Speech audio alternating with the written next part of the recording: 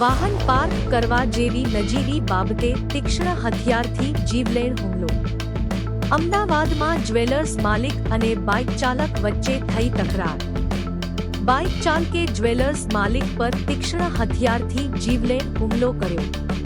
તીક્ષ્ણ હથિયારના ઘા વાગતા જ્વેલર્સ માલિક જયંતી પટેલને ઈજા પહોંચી.